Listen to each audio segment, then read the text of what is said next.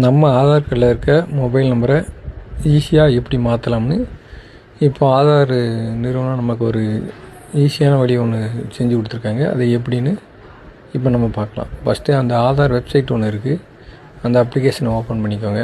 Open பண்ணிவிட்டு அதில் உங்களுக்கு ஆதார் நம்பரை டைப் பண்ணுங்கள். டைப் பண்ணி முடிச்சுட்டு ஐ எம் ரெடின்னு சொல்லி கேட்கும். அது கொடுத்ததுக்கப்புறம் உங்கள் ஆதார் நம்பரை டைப் பண்ணுங்கள்.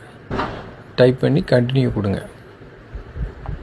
கண்டினியூ கொடுத்ததும் அதில் டெர்ம் அண்ட் கண்டிஷன்லாம் கேட்கும். அதை ப்ரொசீட் பண்ணிவிட்டு எஸ்எம்எஸ் ஒன்று உங்கள் மொபைலுக்கு சென்ட் ஆகும். சென்ட் ஆனதுக்கப்புறம் பேஸ் அத்தாரிட்டிகேஷன் கேட்கும். அதெல்லாம் கொடுத்து அதுக்கப்புறம் பேஸ் அத்தாரிட்டிகேஷன் கொடுங்க. அதில் அவங்க பேஸ் அத்தாரிட்டிகேஷன் நீங்கள் அந்த மொபைலில் இந்த மாதிரி ஒரு கேமரா ஒன்று ஓப்பன் ஆகும். அது கரெக்டாக வந்து ஐஸை பிளிங்க் பண்ணுங்கள், ஓகே ஆயிரும். ஓகே ஆனதுக்கப்புறம் ஒரு 6 டிஜிட்டில் ஒரு நம்பர் நீங்கள் பின் நம்பர் செட் பண்ணணும். செட் பண்ணி முடிச்சுட்டு அதை லாகின் பண்ணுங்க. லாகின் பண்ணோன்னே இப்படி தான் உங்களுக்கு ப்ரொஃபைல் ஓப்பன் ஆகும். இல்லை அதில் பார்த்தீங்கன்னா உங்களோட ஆதார் உங்கள் டீட்டெயில் எல்லாம் இருக்கும். அதில் மை ஆதார் அப்டேட்னு சொல்லி ஒரு ஆப்ஷன் இருக்கா, அந்த ஆப்ஷனை டச் பண்ணிங்கன்னா அதில் mobile number update, address update, name update, email ID update இந்த மாதிரிலாம் இருக்கும். இப்போ நமக்கு வந்து ஃபஸ்ட்டு மொபைல் நம்பரும் அட்ரஸ் தான் இப்போதைக்கு ஓப்பனில் இருக்குது. இப்போ மொபைல் நம்பர் அப்டேட் எப்படிங்கிறத நம்ம பார்க்கலாம். அதில் மொபைல் நம்பர் அப்டேட்டுங்கிறத டச் பண்ணுங்கள்.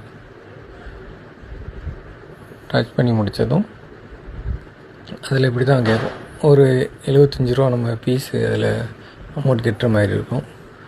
அதில் வந்து நீங்கள் கண்டினியூன்னு கொடுங்க. கொடுத்தோடனே உங்களோட புது நியூ மொபைல் நம்பர், அதாவது இப்போ எந்த மொபைல் நம்பர் வேணும்னு நினைக்கிறீங்களோ அந்த மொபைல் நம்பர் கொடுங்க. கொடுத்தோன்னே அதுக்கு ஒரு ஓடிபி வரும். ஓடிபி வந்தோடனே லாகின் பண்ணுங்கள். லாகின் பண்ணி முடிச்சதுக்கப்புறம் அதே மாதிரி ஃபேஸ் அத்தாரிட்டிகேஷன் கேட்கும். ஃபேஸ் அதே மாதிரி கிளிக் பண்ணோடனே அமௌண்ட் பே பண்ண சொல்லும்.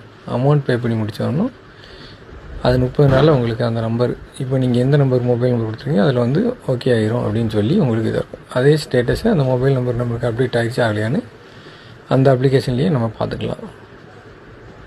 இதுதான் இப்போதைக்கு இருக்க ப்ரொசீஜர். அட்ரஸ் மட்டும் அப்டேட் பண்ணிக்கலாம் இப்போதைக்கு.